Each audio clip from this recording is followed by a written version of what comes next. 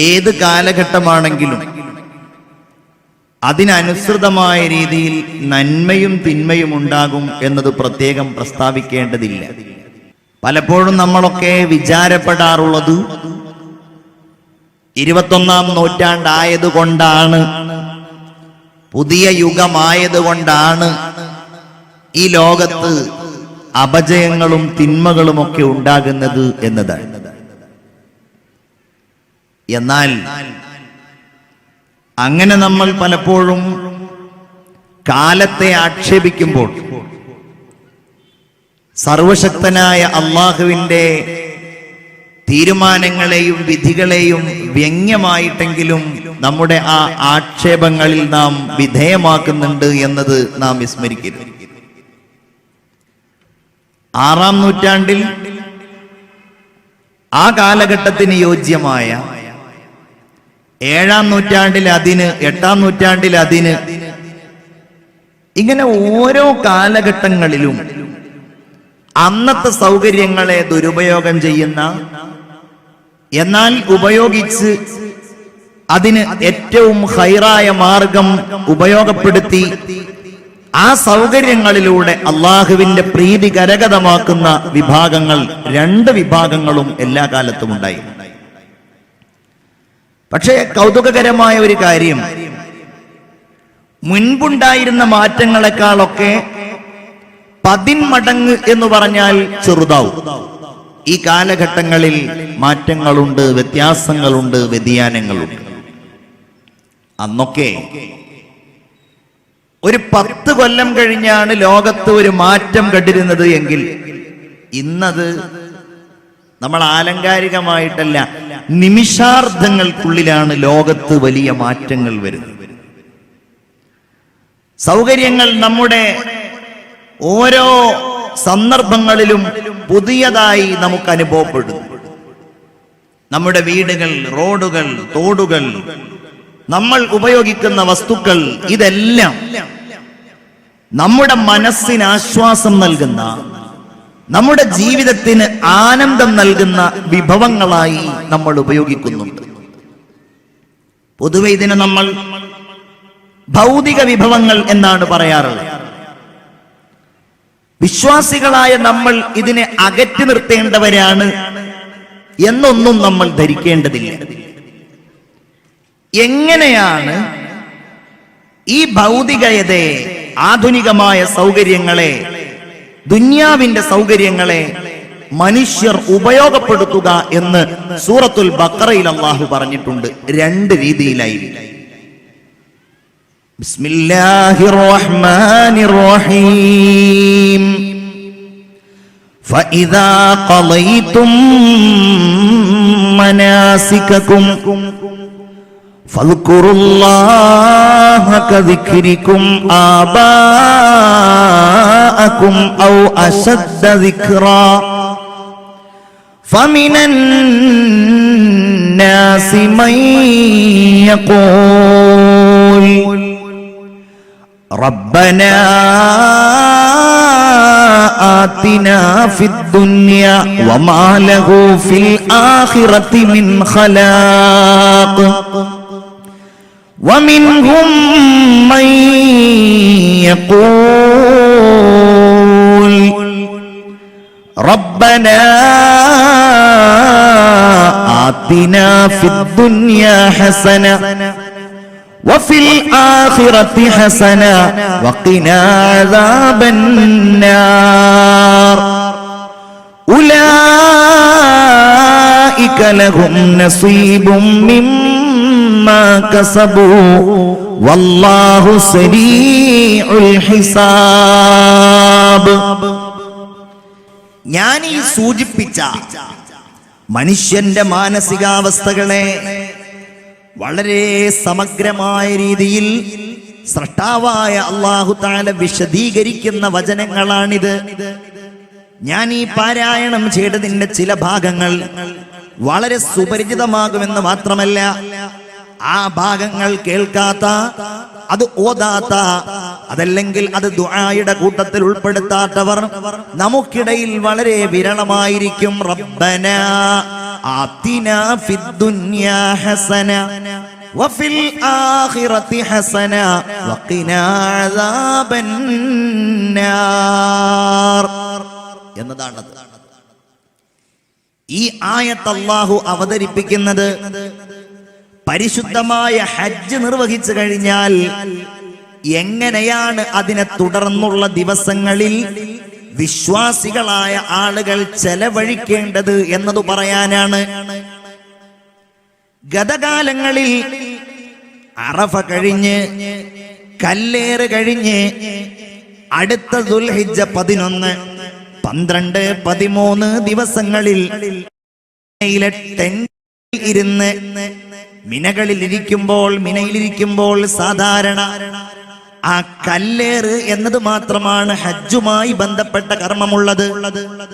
ബാക്കിയുള്ള സാധാരണ നിസ്കാരങ്ങൾ അവിടെ വെച്ച് നിർവഹിക്കപ്പെടും.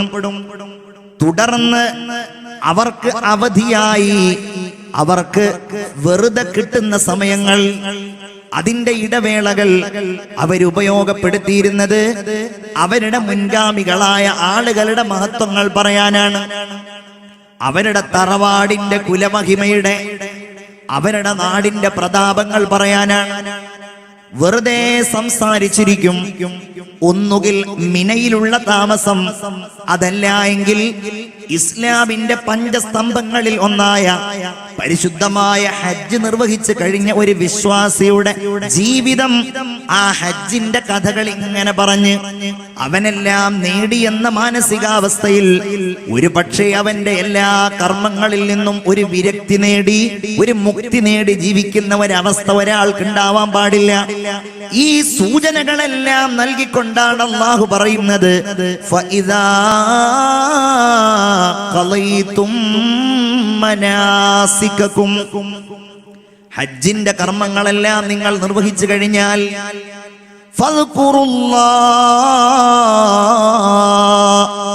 നിങ്ങൾ അല്ലാഹുവിനെ ഓർക്കണേ. എങ്ങനെ? കദിക്രിക്കും ആബാഅകും ഔ അശദ്ദ ദിക്റാ, മിനയിലിരുന്ന് നിങ്ങളുടെ മുൻഗാമികളായ പിതാക്കന്മാരുടെ മദ്ഹ് നിങ്ങൾ പറയാറുണ്ടല്ലോ, അതിനേക്കാൾ ശക്തമായ രീതിയിൽ നിങ്ങൾ അല്ലാഹുവിനെ ഓർക്കേണ്ടതാണ്. ഇത് പറഞ്ഞിട്ടാണ് അല്ലാഹു ലോക ജനതയുടെ ഒരു വിഭാഗത്തെ പറയുന്നത്, ഫമിനന്നാസ്, ജനങ്ങൾക്കിടയിലുണ്ട്, മൻ, ഒരു വിഭാഗം ആളുകളുണ്ട്, യഖൂൽ, അവരിങ്ങനെ പറയുന്നവരാണ്. പറയുക എന്ന് പറഞ്ഞാൽ അവർ അങ്ങനെ ചിന്തിക്കുന്നവരാണ്, ഇങ്ങനെ തേടുന്നവരാണ്, ഈ ഒരു മാനസികാവസ്ഥയിലൂടെ മുന്നോട്ട് പോകുന്നവരാണ്. എന്താണത്? റബ്ബനാ ആതിനാ ഫിദ്ദുനിയാ, അതിലപ്പുറം ഒന്നുമില്ല. റബ്ബനാ ആതിനാ ഫിദ്ദുനിയാ, ഐഹിക ലോകത്തുള്ളത് ഞങ്ങൾക്ക് തരേണമേ. ഇത് വെറും ദുആ മാത്രമല്ല, ഇതാണ് അവരുടെ അജണ്ട, ഇതാണ് അവരുടെ താല്പര്യങ്ങൾ. ഭൗതിക ലോകത്തെ സുഖങ്ങളും സൗകര്യങ്ങളും മാത്രമേ അവർ ലക്ഷ്യീകരിക്കുന്നുള്ളൂ എന്നതാണ് അല്ലാഹു ആ വിഭാഗത്തിന്റെ പ്രത്യേകതയായി പറയുന്നത്. ഈ സൗകര്യങ്ങളുടെ കൂട്ടത്തിൽ നമുക്ക് പ്രഥമമായി എണ്ണാൻ കഴിയുന്ന ഒന്നെന്താണ്? ഒരു മനുഷ്യന് ഭൗതിക ലോകത്ത് നൽകപ്പെടുന്ന സൗകര്യങ്ങൾ ഏറ്റവും വലുതായി നമുക്ക് എണ്ണാൻ കഴിയുന്നത് അയാളുടെ വീടല്ല, അയാളുടെ വാഹനമല്ല, അയാളുടെ നാടല്ല, അയാൾക്ക് ലഭ്യമാകുന്ന മറ്റാനുകൂല്യങ്ങളല്ല. ഒരാൾക്ക് ലഭ്യമാകുന്ന അനുഗ്രഹങ്ങളിൽ ഏറ്റവും വലുത് അയാളുടെ ആരോഗ്യമാണ്. അതാണ് ഏറ്റവും വലിയ അനുഗ്രഹം. അള്ളാഹു നമുക്കത് നിലനിർത്തി തരുമാറാകട്ടെ. ആരോഗ്യം എന്ന് പറഞ്ഞിട്ടുണ്ടെങ്കിൽ നമ്മൾ മൊത്തത്തിൽ കരുതും നമ്മളിങ്ങനെ എഴുന്നേറ്റ് നിൽക്കാനും നടക്കാനും അതിൻ്റെ ഓരോ ഭാഗത്തിൻ്റെയും ആരോഗ്യം, കണ്ണിന്റെ ആരോഗ്യം, കാതിന്റെ ആരോഗ്യം, വയറിന്റെ ആരോഗ്യം, നാവിന്റെ ആരോഗ്യം, ഹൃദയത്തിന്റെ ആരോഗ്യം, മൊത്തത്തിൽ എല്ലാറ്റിന്റെയും ആരോഗ്യം. ഇത് അവൻ ആഗ്രഹിക്കുന്നുണ്ട്. ഇതാഗ്രഹിക്കുക എന്നത് തെറ്റല്ല. അതാണ് ഞാൻ പറഞ്ഞത്. നമ്മൾ ഇങ്ങനെ ഭൗതിക ലോകത്തോട് വിരക്തി കാണിക്കുക, അത് വേണ്ട എന്ന് പറയുക, നമ്മളത് ചെയ്യുന്നവരല്ല എങ്കിലും അങ്ങനെ ഒരു സമ്പ്രദായം അള്ളാഹുവിന്റെ ദീൻ നമ്മളോട് നിഷ്കർഷിക്കുന്നില്ല. നിങ്ങളത് വേണ്ട എന്ന് വെക്കണമെന്ന് പറയുന്നില്ല. തന്നെയുമല്ല, നിങ്ങൾ നോക്കൂ, പരിശുദ്ധ ഹബീബ് സല്ലല്ലാഹു അലൈഹി വസല്ലമ തങ്ങളുടെ പ്രിയങ്കരനായ അവിടുത്തെ പിതൃവ്യനുണ്ടായിരുന്നു, പിതാവിന്റെ സഹോദരൻ, ജ്യേഷ്ഠ സഹോദരൻ സയ്യിദുനാ അബ്ബാസ് റളിയല്ലാഹു അൻഹു. അബ്ബാസ് എന്നവർ ഒരിക്കൽ നബി സല്ലല്ലാഹു അലൈഹി വസല്ലമയുടെ അടുക്കൽ വന്നു. നബിയോട് പറഞ്ഞു, അല്ലിംനീ ഷൈഅൻ അസ്അലുല്ലാഹ്, അള്ളാഹുവിനോട് ദുആ ചെയ്യാൻ ഉതകുന്ന ഒരു പ്രാർത്ഥന നബിയെ നിങ്ങൾ എനിക്ക് പഠിപ്പിച്ചു തരണേ. നബി സല്ലല്ലാഹു അലൈഹി വസല്ലം സന്ദർഭോചിതമായിട്ടാണ് ചോദ്യകർത്താവിന് ഉത്തരം നൽകുക. അബ്ബാസിനോട് പറഞ്ഞു, അബ്ബാസ്, നീ അള്ളാഹുവിനോട് തേടണേ എന്ത്? അൽ ആഫിയ, സലില്ലാഹൽ ആഫിയ, നീ ആരോഗ്യം തേടണേ. ഇപ്പൊ നമ്മളോടൊരാള്, ഒരു കുഴപ്പമില്ലാത്ത ഒരാളോട് അള്ളാഹിനോട് നന്നായിട്ട് ആരോഗ്യം തേടിക്കോ എന്ന് പറയുമ്പോ നമുക്കതിൽ എന്തോ ഒരു ബുദ്ധിമുട്ട് തോന്നൂലേ? അബ്ബാസിന് അങ്ങനെ തോന്നി എന്നല്ല, അടുത്ത ദിവസം വീണ്ടും വന്ന് ചോദിച്ചു, നബിയെ വേറെ ഒരു ദുആ. അപ്പോഴും പറഞ്ഞു, അബ്ബാസ് സലില്ലാഹൽ ആഫിയ, അള്ളാഹിനോട് നീ ആരോഗ്യം തേടിക്കോ. മൂന്നാമത്തെ ദിവസവും സമാനമായ ചോദ്യം വന്നപ്പോൾ അള്ളാന്റെ ഹബീബ് പറഞ്ഞു, അബ്ബാസ്, ഒരാൾക്ക് അല്ലാഹു തആല ഈമാൻ നൽകിക്കഴിഞ്ഞാൽ, ഈമാനിന്റെ ശക്തി അല്ലാഹു ഒരാൾക്ക് നൽകിക്കഴിഞ്ഞാൽ, അതിനെ തുടർന്ന് അല്ലാഹു ഒരു മനുഷ്യന് നൽകുന്ന ഏറ്റവും വലിയ നിഅമത്ത് ആരോഗ്യമാണെന്ന് മുഹമ്മദ് മുസ്തഫ സ്വല്ലല്ലാഹു അലൈഹി വസല്ലം. അപ്പൊ ആരോഗ്യം എന്നത് തേടണം എന്ന് മാത്രല്ല, അതുള്ള ആളെ അള്ളാഹ്ക്ക് വലിയ ഇഷ്ടവുമാണെന്ന് മുഹമ്മദ് മുസ്തഫ. നിങ്ങൾ ശ്രദ്ധിക്കണം, പ്രത്യേകിച്ച് സഹോദരിമാര് വളരെ ശ്രദ്ധിക്കണം. ശാരീരികമായ ആരോഗ്യവും മാനസികമായ ആരോഗ്യവും ഉണ്ടാക്കി എടുക്കുക എന്നത് ആധുനിക കാലഘട്ടത്തിലെ വിശ്വാസികളോട് വളരെ കണിശമായി പറയേണ്ട ഒരു കാര്യമാണ്. ചിന്തിക്കണം നമ്മൾ. ഒരു ഹദീസ്, ആദരവായ മുഹമ്മദ് മുസ്തഫ സല്ലല്ലാഹു അലൈഹി വസല്ലം പറഞ്ഞൊരു ഹദീസ് കേട്ടാല് നമുക്കിടയിലുള്ള യുവാക്കൾക്കും യുവതികൾക്കൊക്കെ വലിയ സന്തോഷമാവും. എന്താണെന്നറിയോ? അവിടുന്ന് പറയുകയാണ്, അൽ മുഅ്മിനുൽ ഖവിയ്യു ഖൈറുൻ വ അഹബ്ബു ഇലല്ലാഹ് മിനൽ മുഅ്മിനിൽ ലഈഫ്. അൽ മുഅ്മിനുൽ ഖവിയ്യു, നല്ല ആരോഗ്യമുള്ള മുഅ്മിൻ എന്ന് പറഞ്ഞാൽ നല്ല മസിൽ പവർ ഉള്ള മുഅ്മിൻ, നടക്കാൻ കഴിയുന്ന മുഅ്മിൻ അല്ലേ, ചുമക്കാൻ കഴിയുന്ന മുഅ്മിൻ, നല്ല ആരോഗ്യമുള്ള മുഅ്മിൻ. ഖൈറുൻ, അവൻ നല്ലവനാണ്. വ അഹബ്ബു ഇലല്ലാഹ്, അവൻ അല്ലാഹുവിലേക്ക് ഏറ്റവും പ്രിയങ്കരനായവനുമാണ്. മിനൽ മുഅ്മിനിൽ ലഈഫ്, ബലഹീനനായ മുഅ്മിനിനേക്കാൾ. അപ്പൊ ബലഹീനരായ മുഅ്മിനീങ്ങൾ പേടിക്കേണ്ട ആവശ്യമില്ല. അവനും അള്ളാഹുവിനെ ഇഷ്ടാണ്. ബലഹീനനായ മുഅ്മിനിനെയും ആരോഗ്യമില്ലാത്ത മുഅ്മിനെയും അള്ളാഹ്ക്ക് ഇഷ്ടാണ്. പക്ഷെ പടച്ചവന് കുറച്ച് ഇഷ്ട കൂടുതലുണ്ടാവും. ആരെ? നല്ല ആരോഗ്യമുള്ള മുഅ്മിനിനെ. ആരോഗ്യം ഉണ്ടായതുകൊണ്ട് കാര്യമില്ല. ആരോഗ്യമുള്ള മുഅ്മിനിനെ, ആരോഗ്യമുള്ള മുഅ്മിനിനെ ആരോഗ്യമില്ലാത്ത മുഅ്മിനിനേക്കാൾ അല്ലാഹുവിന് ഇഷ്ടമാണ്. അവനാണ് നല്ലവൻ. സയ്യിദുനാ മുഹമ്മദ് മുസ്തഫ സല്ലല്ലാഹു അലൈഹി വസല്ലം പറഞ്ഞ ഈ വചനം ഒന്നുകിൽ ശാരീരികമായ ആരോഗ്യമാണ്, അതല്ലെങ്കിൽ മാനസികമായ ആരോഗ്യമാണ്.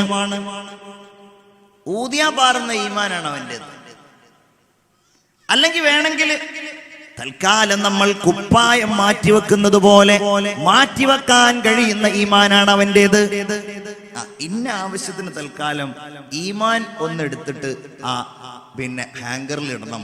അതുകൊണ്ട് ഈമാനെ അതുപോലെ തൂക്കിയിടുന്നവനാണ് എങ്കിൽ അവൻ ദുർബലനായ ഈമാന്റെ ഉടമയാണ്.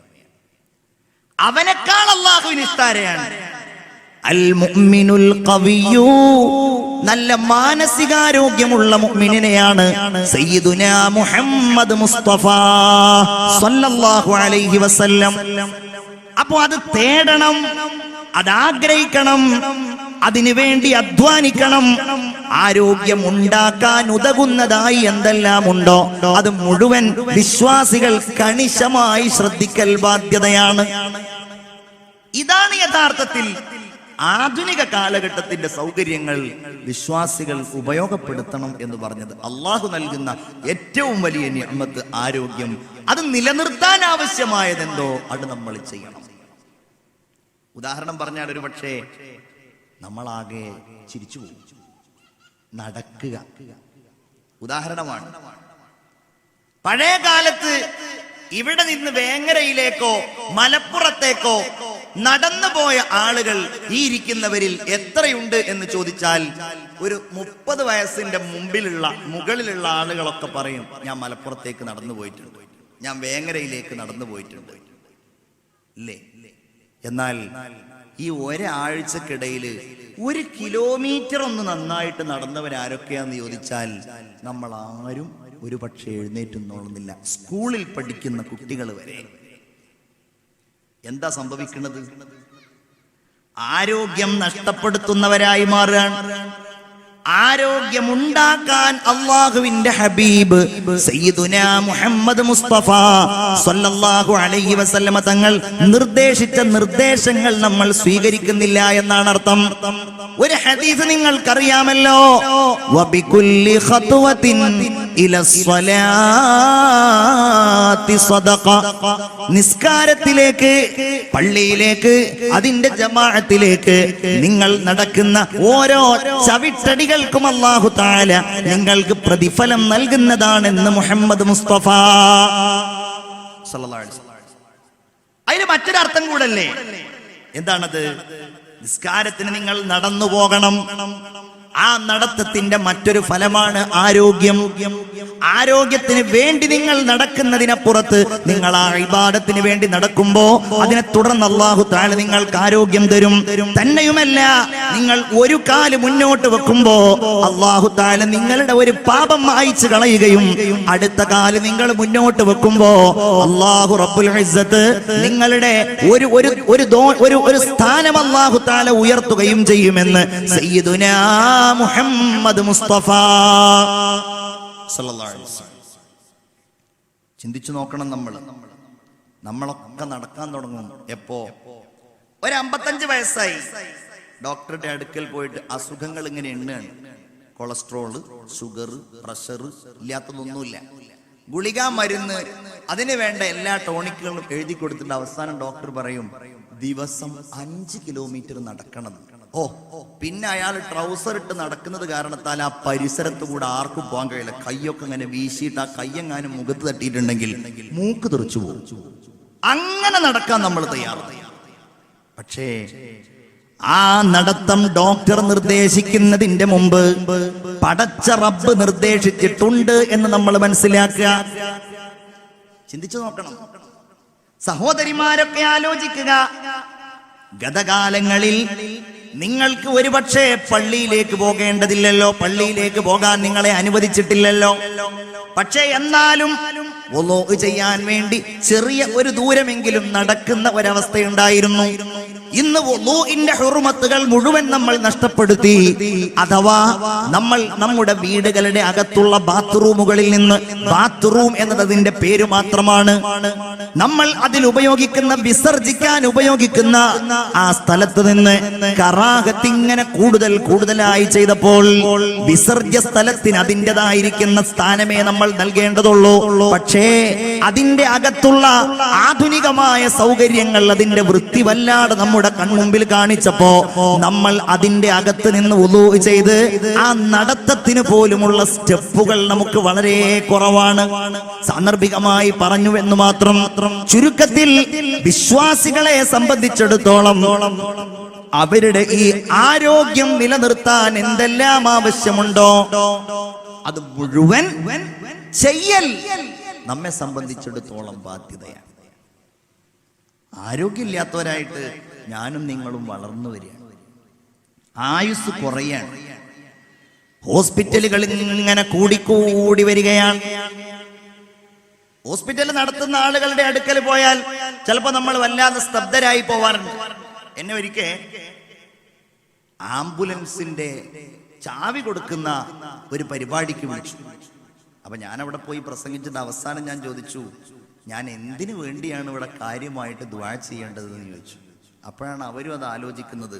പടച്ചോനെ, ഈ ആംബുലൻസിന് നല്ല ബറക്കത്ത് കിട്ടണേ, ഇതിന് നല്ല പണി കിട്ടണേ എന്ന് പറഞ്ഞിട്ടുണ്ടെന്നുണ്ടെങ്കിൽ പിന്നെ അതിനെ തുടർന്ന് വരുന്നത് എന്താന്നുള്ളത് അറിയാലോ. പിന്നെ എല്ലാ കാര്യങ്ങൾക്കും അങ്ങനെ ഒരു വശമുണ്ട് എന്നുള്ളതൊരു യാഥാർത്ഥ്യമാണ്.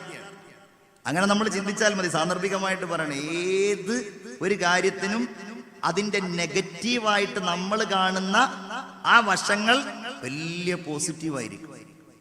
ഉദാഹരണമായിട്ട് നമ്മളുടെ കാറ് ഒരു സ്ഥലത്ത് കൊണ്ടുപോയിട്ട് ഇടിച്ചു എന്ന് വിചാരിക്കും. അള്ളാഹു കാത്ത് രക്ഷിക്കുമാറാവട്ടെ. അതുകൊണ്ട് നേട്ടമുണ്ടാകുന്ന എത്ര ആളുകളുണ്ടെന്നറിയോ?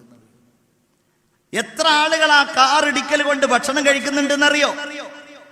അതിന്റെ പാർട്സുകൾ ഉൽപ്പാദിപ്പിക്കുന്നവരുണ്ടാകും, അവിടെ ജോലി ചെയ്യുന്നവരുണ്ടാകും, അത് കയറ്റി അയക്കുന്നവരുണ്ടാകും, അതിങ്ങനെ ഫിറ്റ് ചെയ്യുന്നവരുണ്ടാകും, അത് സർവീസ് ചെയ്യുന്നവരുണ്ടാകും. അവർക്കൊക്കെ നമ്മളുടെ ഒരു കാർ ഇടിക്കൽ കൊണ്ട് വലിയ ഗുണമാണ്. അപ്പൊ നമ്മൾ അതിന്റെ നമുക്കുണ്ടാകുന്ന ആ നെഗറ്റീവ്, നമുക്കുണ്ടാകുന്ന ആ മോശമായ അവസ്ഥയെ മറ്റൊരുപാട് ആളുകൾക്ക് ഒരുപക്ഷെ ഗുണമാകുമെന്ന് ഞാൻ പറഞ്ഞുവെന്ന് മാത്രം. എത്ര ഹോസ്പിറ്റലുകളാണ് നമ്മുടെ നാടുകൾ ഇങ്ങനെ വളർന്നു വരുന്നത്.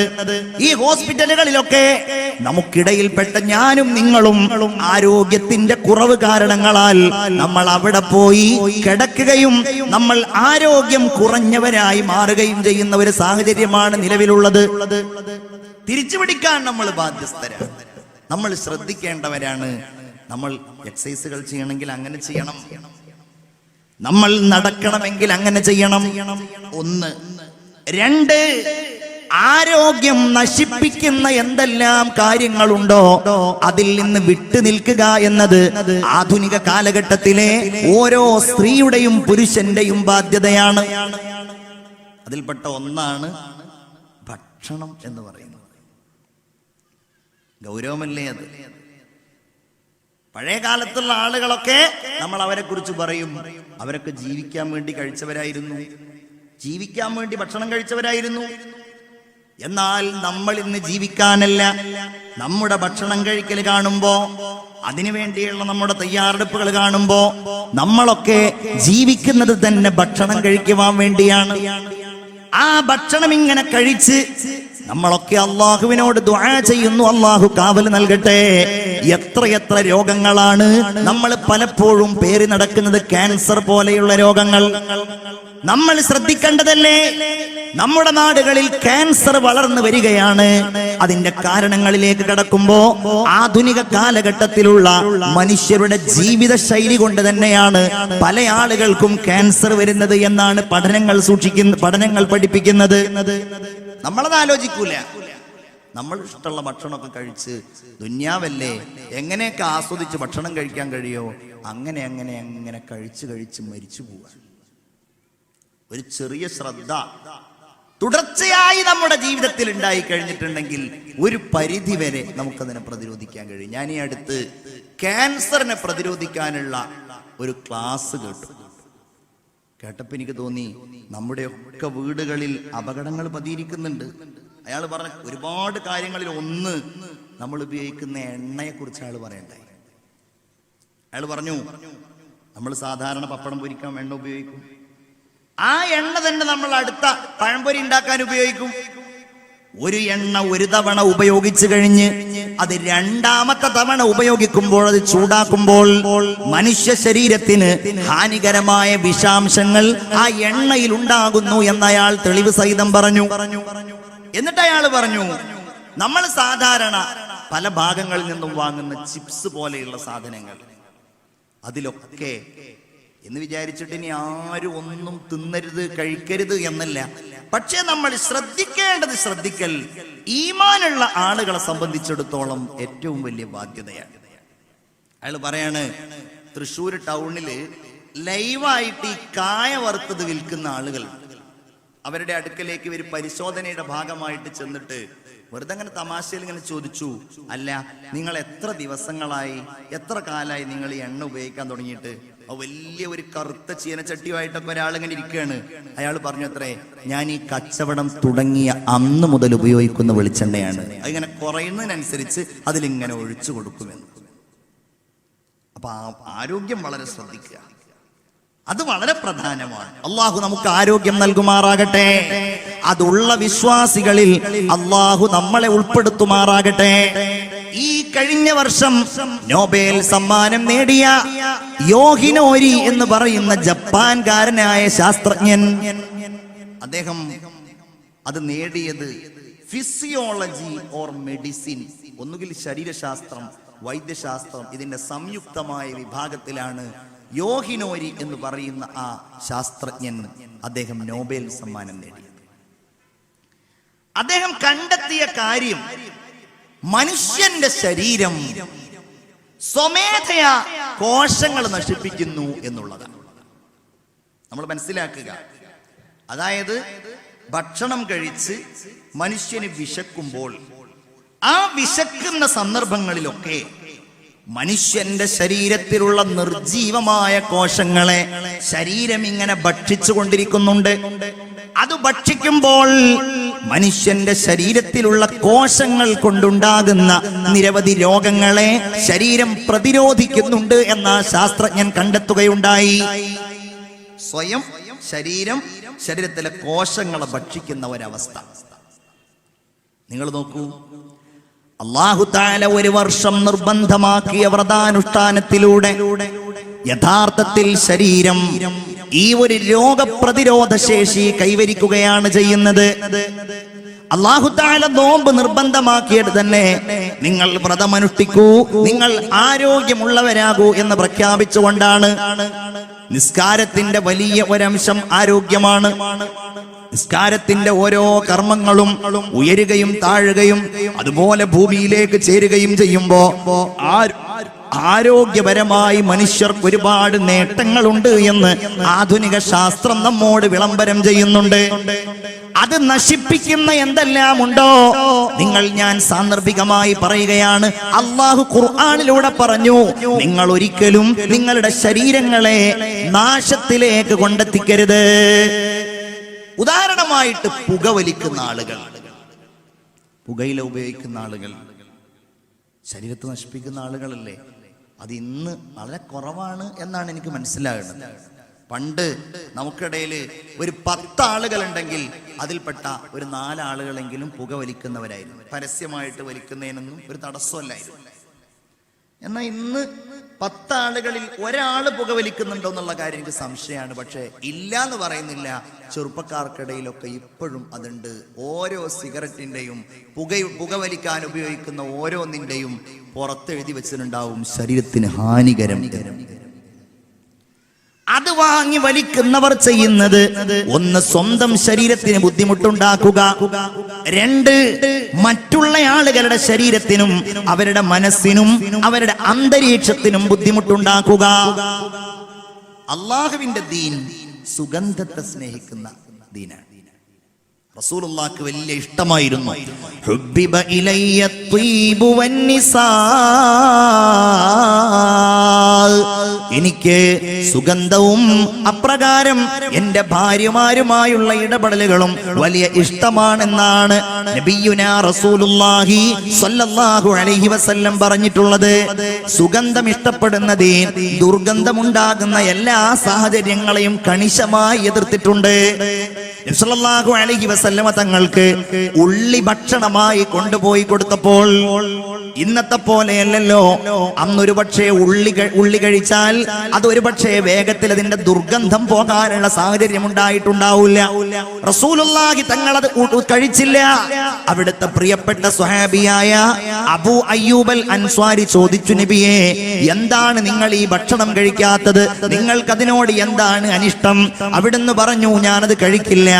ഞാൻ ഇന്നി ഉനാജി മല്ലാ തുനാജൂൻ, നിങ്ങൾ സംഭാഷണം നടത്താത്തവരുമായി ഞാൻ സംഭാഷണം നടത്തുന്നയാളാണെന്ന് സയ്യിദുനാ മുഹമ്മദ് മുസ്തഫ സല്ലല്ലാഹു അലൈഹി വസല്ലം. അപ്പൊ ദുർഗന്ധത്തെ പ്രതിരോധിച്ചു. അവിടുന്ന് പറഞ്ഞു, നിങ്ങൾ ഉള്ളി ഭക്ഷണം കഴിച്ച് അതിന്റെ ദുർഗന്ധമുണ്ട് എങ്കിൽ നിങ്ങൾ പള്ളിയിലേക്ക് വരരുത്, അത് മറ്റുള്ളവർക്ക് പ്രയാസാകും. നമ്മൾ ആലോചിക്കുക, അങ്ങനെയുള്ളത് ഉപയോഗിക്കുന്ന ആളുകൾ, അതുപോലെ ലഹരി ഉപയോഗിക്കുന്ന ആളുകൾ, പാൻ പരാഗ് ഉപയോഗിക്കുന്ന ആളുകൾ മനുഷ്യ ശരീരത്തിന് ഹാനികരമാകും എന്ന് എന്തെല്ലാം നമ്മോട് പറയപ്പെട്ടിട്ടുണ്ടോ അതിൽ നിന്നെല്ലാം വിശ്വാസികളായ നമ്മൾ വിട്ടുനിൽക്കുന്നത് റഹ്മാനായ റബ്ബിനുള്ള നന്ദിയുടെ ഭാഗമായിട്ടാണ്. നമുക്കത് നശിപ്പിക്കാൻ അധികാരമില്ല, നമ്മളത് നശിപ്പിക്കാൻ പാടുള്ളവരല്ല. അതിൽ പെട്ടത് തന്നെയാണ് പ്രിയപ്പെട്ടവരെ നമ്മുടെ കണ്ണുകളെയും കാതുകളെയും നശിപ്പിക്കുന്ന, നമ്മുടെ ആരോഗ്യം നശിപ്പിക്കുന്ന പ്രവണതകളിൽ നമ്മൾ ഉൾപ്പെടുക എന്നുള്ളത്. ഒരുപക്ഷെ ഞാനത് ഇവിടെ പറഞ്ഞാൽ നിങ്ങൾ തെറ്റിദ്ധരിക്കരുത്. ഞാൻ പറയട്ടെ, നമ്മുടെ വാഹനങ്ങളുടെ നിയന്ത്രണങ്ങൾ അതിൽ വളരെ പ്രധാനമാണ്. പ്രത്യേകിച്ച് ടൂ വീലറുകൾ ഉപയോഗിക്കുന്ന ചെറുപ്പക്കാർ, ടൂ വീലറുകൾ ഓടിക്കുന്ന പ്രിയപ്പെട്ട സഹോദരിമാർ, വിശ്വാസികളായ നമ്മൾ വളരെ ഗൗരവത്തോടെ നമ്മുടെ നാടിന്റെ നിയമങ്ങൾ അനുസരിക്കേണ്ടവരാണ്. അല്ലാതെ നിയമം എന്ന് പറഞ്ഞാൽ അത് ലംഘിക്കാനുള്ളതാണ് എന്ന തിയറി ഒരു മുസ്ലിമിന് പാടില്ല. നമ്മുടെ നാടിന്റെ നിയമം അനുസരിക്കണം. 18 വയസ്സാകുന്നതിന്റെ മുമ്പ് മക്കളുടെ കയ്യിൽ വാഹനങ്ങൾ കൊടുത്തുവിടുന്ന രക്ഷിതാക്കൾക്കെതിരായി നടപടി ഉണ്ടാകുമെന്ന് നിയമം നമ്മോട് പറയുന്നുണ്ട്. എന്നാലും നമ്മൾ മക്കള് ഡ്രൈവിംഗ് പഠിക്കട്ടെ, മക്കള് വാഹനം ഓടിക്കട്ടെ, തിരക്കുള്ള റോഡുകളിലൂടെ വാഹനമോടിക്കുക എന്ന് പറയുന്നത് എത്ര അപകടകരമാണ്. പ്രത്യേകിച്ച് അതിന് യോഗ്യതയില്ലാത്ത മക്കളെ കൊണ്ട് ആ അപകടത്തിൽ നിന്ന് നമ്മൾ സ്വയം രക്ഷ നേടണം. നിങ്ങൾ നിങ്ങളുടെ ശരീരത്തെ ഒരിക്കലും അപകടങ്ങളിലേക്ക് കൊണ്ടെത്തിക്കരുത് എന്ന് സയ്യിദുനാ മുഹമ്മദ് മുസ്തഫ സ്വല്ലല്ലാഹു അലൈഹി വസല്ലം സൂചിപ്പിക്കുകയാണ്. നമ്മൾ ദുൽമു ചെയ്യുന്നവരല്ലല്ലോ. ഒരു മുസ്ലിം മറ്റു ഒരാൾക്കും ഒരു ദുൽമും ചെയ്യുന്നവരല്ല. അത് സർക്കാർ ആണെങ്കിലും അത് റോഡിലൂടെ പോകുന്നവരാണെങ്കിലും. നിങ്ങൾ ചിന്തിക്കണേ, നമ്മുടെ സുരക്ഷയ്ക്ക് വേണ്ടി ഹെൽമെറ്റ് ധരിക്കണമെന്ന് നമ്മോട് പറഞ്ഞിട്ടുണ്ട്, നമ്മുടെ സുരക്ഷയ്ക്ക് വേണ്ടി സീറ്റ് ബെൽറ്റ് ഇടണമെന്ന് നമ്മോട് പറഞ്ഞിട്ടുണ്ട്.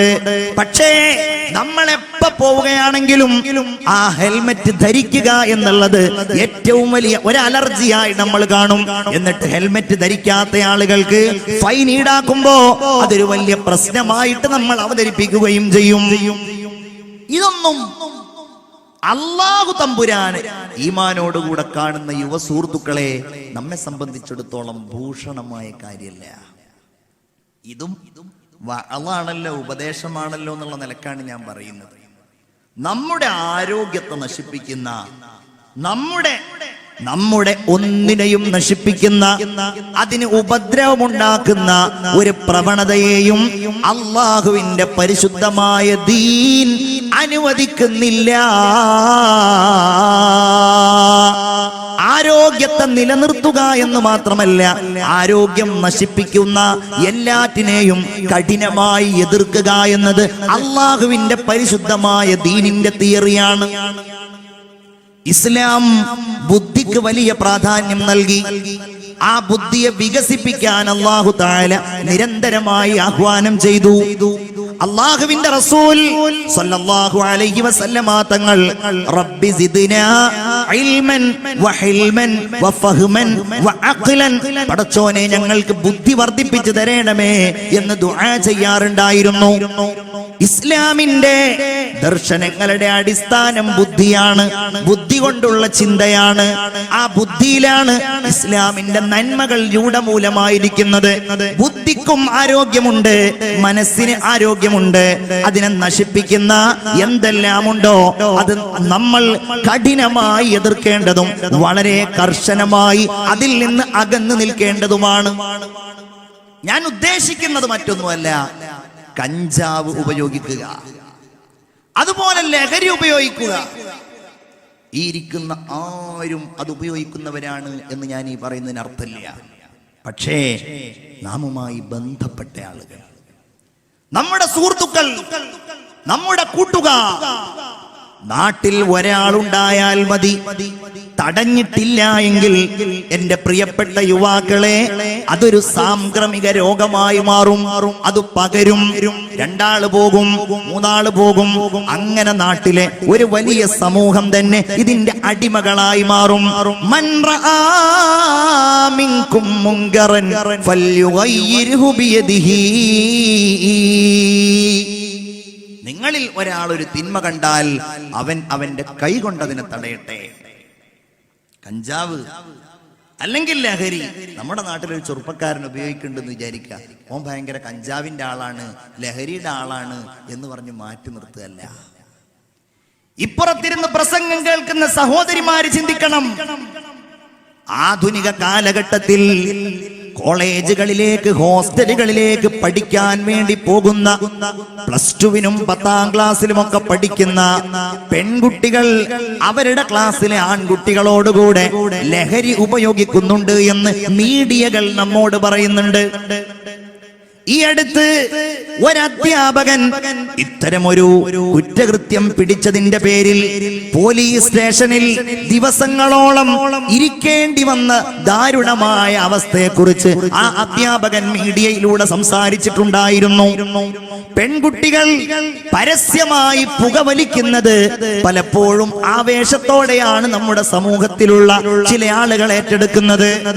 പെൺകുട്ടികൾ കഞ്ചാവ് വലിക്കുന്നു, പെൺകുട്ടികൾ ബിയർ ഉപയോഗിക്കുന്നു, പെൺകുട്ടികൾ മദ്യപാനം നടത്തുന്നു. പ്രത്യേകിച്ച് ഞാൻ ഈമാനുള്ള പ്രിയപ്പെട്ടവരോട് പറയുകയാണ്, നിങ്ങളുടെ മക്കള് ഹോസ്റ്റലുകളിൽ നിന്ന് പഠിക്കുന്നവരാണ് എങ്കിൽ, നിങ്ങളുടെ മക്കൾ കേരളത്തിന്റെ പുറത്തുള്ള സംസ്ഥാനങ്ങളിൽ, ചെന്നൈയിലോ ബാംഗ്ലൂരിലോ സമാനമായ മറ്റു ഏതെങ്കിലും മെട്രോപൊളിറ്റൻ സിറ്റികളിലോ കൊച്ചിയിലോ നിങ്ങളുടെ മക്കൾ പഠിക്കുന്നവരാണെങ്കിൽ, പലരും പറഞ്ഞ അനുഭവങ്ങളുടെ അടിസ്ഥാനത്തിൽ നിങ്ങളോട് പറയുകയാണ്, 1, പടച്ചോനോട് നന്നായി കാവൽ തേടുക. 2, ആ മക്കൾക്ക് നടത്താൻ ഏതെല്ലാം രീതിയിൽ നിങ്ങൾക്ക് നിരീക്ഷിക്കാൻ കഴിയുമോ ആ രീതിയിൽ നിങ്ങൾ നിരീക്ഷിക്കുക. 3, അവർക്ക് സതുപദേശങ്ങൾ നിരന്തരമായി നടത്തിക്കൊണ്ടേയിരിക്കുക. രക്ഷയില്ല പ്രിയപ്പെട്ടവരെ. ആണുങ്ങളെക്കാൾ മോശമായി പെൺകുട്ടികൾ പോലും മദ്യത്തിന്റെയും കഞ്ചാവിന്റെയും ലഹരി മരുന്നുകളുടെയും അടിമകളായി മാറിയത് ഒരു വാർത്തയെ അല്ലാതെയായി മാറിയിരിക്കുന്നു. പെണ്ണുങ്ങൾ കള്ളു കുടിച്ചുകൊണ്ട് ആളുകളെ അടിക്കുന്ന വാർത്തകൾ നമ്മൾ കേൾക്കുന്നു. ഇങ്ങനെ ഞാൻ പറയുന്നു, അല്ലാഹു തമ്പുരാൻ നൽകിയിരിക്കുന്ന ആരോഗ്യമെന്ന് പറയുന്ന നിഅമത്തിനെ നശിപ്പിക്കുക എന്നത് ഒരിക്കലും ഒരു വിശ്വാസിയെ സംബന്ധിച്ചിടത്തോളം ഭൂഷണമായ കാര്യമല്ല. അങ്ങനെ നശിപ്പിക്കുന്നവരും അതിനെ ദുരുപയോഗം ചെയ്യുന്നവരും ഉണ്ടാക്കുന്ന സ്വഭാവമാണ് റബ്ബനാ ആതിനാ ഫിദ്ദുനിയാ. അല്ലാഹുവേ, ഭൗതികമായത് ഞങ്ങൾക്ക് നീ തരണമേ, ദുന്യാവിലുള്ളത് ഞങ്ങൾക്ക് നീ തരണമേ എന്ന് അവര് ദുആ ചെയ്യുന്നത്. അതൊന്ന് മാത്രമേ പറഞ്ഞുള്ളൂ, ആരോഗ്യം.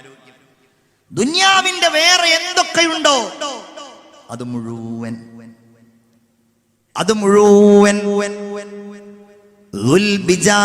എന്ന സ്വഹാബിയെ നിങ്ങൾ ഓർക്കണം.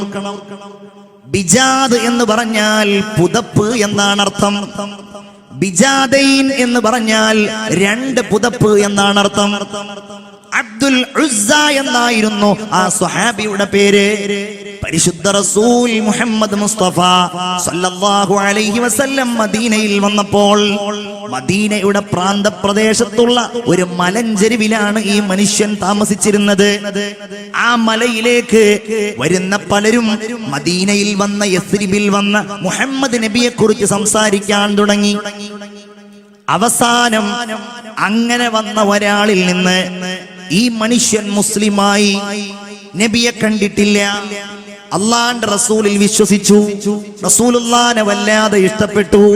ഇദ്ദേഹത്തിന് ഉപ്പയില്ല, ഉമ്മയില്ല, തന്റെ പിതാവിന്റെ ഒരു സഹോദരനാണ് ഇദ്ദേഹത്തിന് എല്ലാ സഹായങ്ങളും നൽകിയിരുന്നത്. അദ്ദേഹം തരക്കെടില്ലാത്ത ഒരാളായിരുന്നു. അങ്ങനെ ഈ വിശ്വാസത്തിന്റെ ഗരിമ മനസ്സിന്റെ ഉള്ളിൽ ഒരു വെളിച്ചമായി നിറച്ച് ഒരിക്കൽ ഈ സഹോദരൻ അബ്ദുൽ ഉസ്സ എന്ന ഈ സ്വഹാബി ആ പിതാവിന്റെ സഹോദരനോട് പറഞ്ഞു, പ്രിയപ്പെട്ട മൂത്താപ്പ, ഞാൻ മുഹമ്മദ് നബിയിൽ വിശ്വസിച്ചിരിക്കുന്നു. നിങ്ങൾ ആരാധിക്കുന്ന ബിംബങ്ങളോട് എനിക്ക് താല്പര്യമില്ല, നിങ്ങൾ ഉദ്ദേശിക്കുന്ന ആഗ്രഹങ്ങൾ എനിക്കില്ല. അതുകൊണ്ട് നിങ്ങൾക്കും ഒന്ന് വിശ്വസിച്ചുകൂടെ? എനിക്ക് നബിയെ ഒന്ന് കാണണം, അങ്ങോട്ടൊന്ന് പോകാൻ നിങ്ങൾ എനിക്ക് സമ്മതം നൽകണം. ഈ മനുഷ്യൻ പൊട്ടിത്തെറിച്ചു.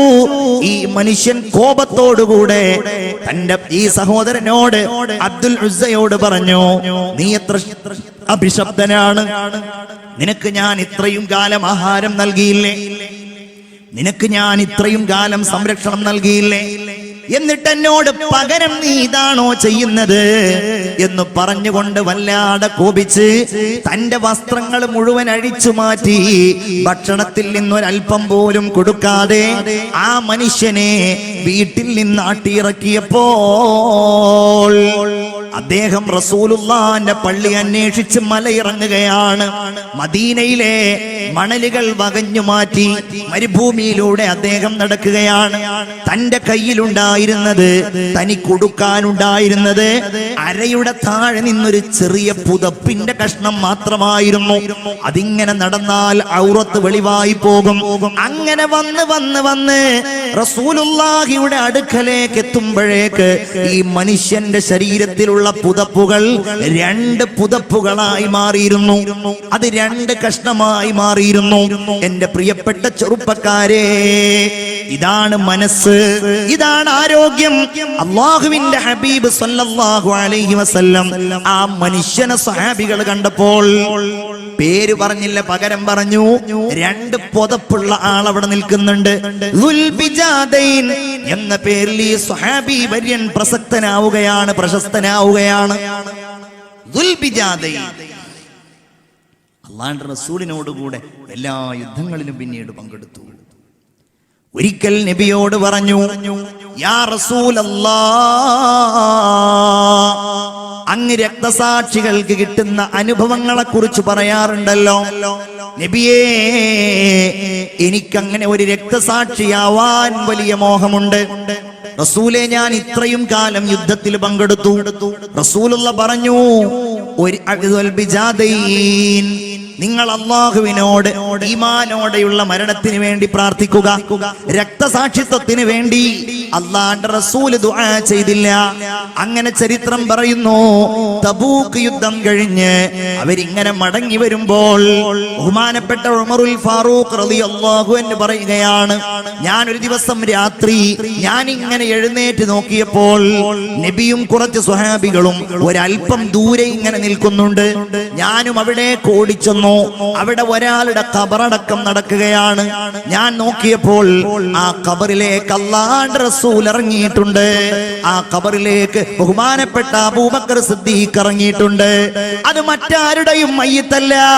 അവിടെ വെച്ചുകൊണ്ട് സ്വാഭാവികമായ മരണം ദുൽബിജാദൈനിക്കുണ്ടായപ്പോൾ അല്ലാഹുവിന്റെ റസൂല് ഖബറിൽ ഇറങ്ങിയിട്ട് ആ മയ്യിത്ത് താഴ്ത്തി വെക്കുകയാണ്. എന്റെ പ്രിയപ്പെട്ട വിശ്വാസികളെ, ഇതാണ് ആരോഗ്യം അവർ ചെലവഴിച്ച മാർഗം എന്ന് പറയുന്നത്.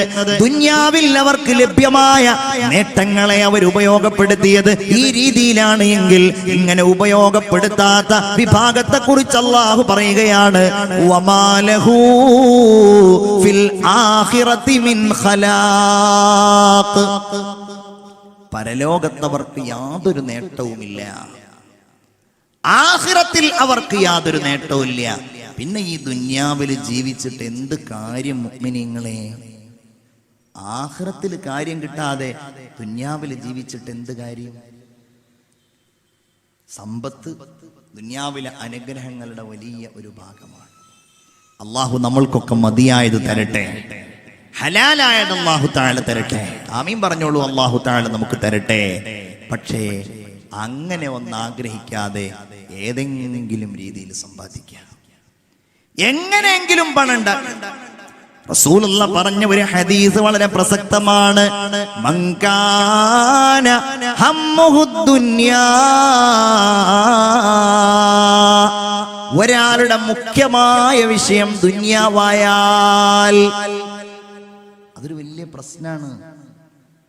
എപ്പോഴും ഐഹിക കാര്യത്തിലുള്ള ചിന്ത, എപ്പോഴും ദുനിയാവിന്റെ കാര്യത്തിലുള്ള ആലോചന.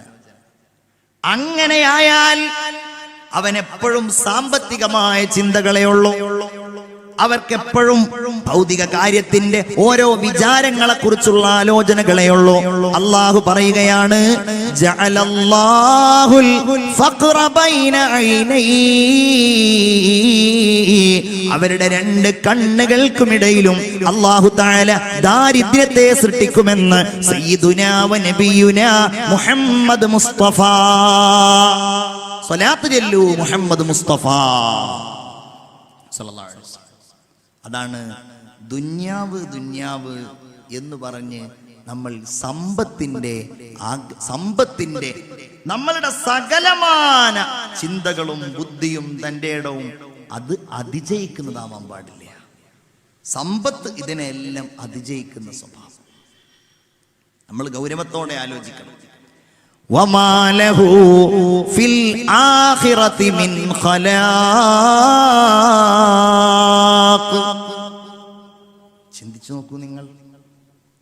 ലോകം കണ്ട വലിയൊരു ഭരണാധികാരി ഉണ്ടായിരുന്നു, 5ാം ഖലീഫ എന്നറിയപ്പെടുന്നു. 5ാം ഖലീഫ വലിയ ഭരണാധികാരിയാണ്, ഉമർ ഇബ്നു അബ്ദുൽ അസീസ് റളിയല്ലാഹു അൻഹു. നമ്മൾ സാധാരണ ചെറുപ്പം മുതലൊക്കെ കേൾക്കുന്ന ഓരോ ചെറിയ ചെറിയ കഥകളുണ്ട്. ഒരിക്കൽ ഭാര്യയോട് അല്ലേ, ഭാര്യ പിന്നെ ഉമർ ഇബ്നു അബ്ദുൽ അസീസിനോട് പറയാണ്, എനിക്ക് കുറച്ച് മുന്തിരി തിന്നാൻ ആഗ്രഹമുണ്ട്. അപ്പൊ ഭാര്യയോട് ഭരണാധികാരി പറയാണ്, എന്താ പറയണത്? എന്റെ അടുക്കൽ ഒന്നുമില്ല. അപ്പൊ ഭാര്യ ചോദിക്കുന്നുണ്ട്, നിങ്ങൾ വലിയ രാജാവല്ലേ, അങ്ങാര് എന്നറിയില്ലേ, അങ്ങീ നാട്ടിലെ രാജാവല്ലേ, അങ്ങ് വെറും നാലണയില്ല യാചകനായെന്നോ എന്ന് ചോദിക്കുന്നുണ്ട്. ഒരു 5 മിനിറ്റ് പാട്ടൊക്കെ കേട്ട അവിടെ ഇരിക്കും. അള്ളാഹുവിന്റെ ഹബീബ് സല്ലല്ലാഹു അലൈഹി വസല്ലമ തങ്ങളുടെ ആ മാർഗം സ്വീകരിച്ച ഈ ഭരണാധികാരി 4 അണയില്ലാത്ത മനുഷ്യനായിട്ട് മാറിയതാണ് ചരിത്രം പഠിപ്പിക്കുന്നത്. ചിന്തിച്ചു നോക്കൂ. ഉമർ ഇബ്നു അബ്ദുൽ അസീസ് റളിയല്ലാഹു അൻഹു പരിശുദ്ധമായ മദീനയിൽ നിന്ന് യാത്ര ചെയ്ത് അദ്ദേഹം ഭരണം നടത്തിയ 3 വർഷങ്ങളിൽ ഡമസ്കസ് കേന്ദ്രീകരിച്ചായിരുന്നു ബഹുമാനപ്പെട്ടവരുടെ ഭരണമുണ്ടായിരുന്നത്. നല്ല ആരോഗ്യവാനായിരുന്നു. ഭരണത്തിന് മുമ്പ് നല്ല ആഡംബരങ്ങളിൽ കഴിഞ്ഞുകൂടുന്ന ആളായിരുന്നു. എല്ലാ സൗകര്യങ്ങളുണ്ട്. ഉമർ ഇബ്നു അബ്ദുൽ അസീസ് റളിയല്ലാഹു അൻഹുവിനെ കാണാൻ വേണ്ടി ബഹുമാനപ്പെട്ടവരുടെ ഉസ്താദായ അബൂ ഹാസിം എന്ന് പറയുന്ന മഹാനായ പണ്ഡിതൻ ഒരിക്കൽ കാണാൻ വേണ്ടി കടന്നു ചെന്നപ്പോൾ ഉമർ ഇബ്നു അബ്ദുൽ അസീസ് റളിയല്ലാഹു അൻഹുവിനെ കാണുന്നില്ല. എന്തേ കാര്യം? താൻ താമസിക്കുന്ന ആ ചെറിയ സ്ഥലത്ത് കുറെ ആളുകൾ ഇങ്ങനെ ഇരിക്കുന്നുണ്ട്, പണ്ഡിതന്മാരുണ്ട്, നേതാക്കന്മാരുണ്ട്. ഇതിനിടയിൽ നോക്കിയപ്പോ മുഖമെല്ലാം ചുളിഞ്ഞ് കണ്ണുകളെല്ലാം കുഴിഞ്ഞ് പാവപ്പെട്ട ഒരു മനുഷ്യൻ ഇങ്ങനെ ഇരിക്കുന്നുണ്ട്. ഉസ്താദിന് മനസ്സിലായി, ഇത് തന്നെയാണ് ഞാൻ തേടി വന്ന എന്റെ ശിഷ്യൻ.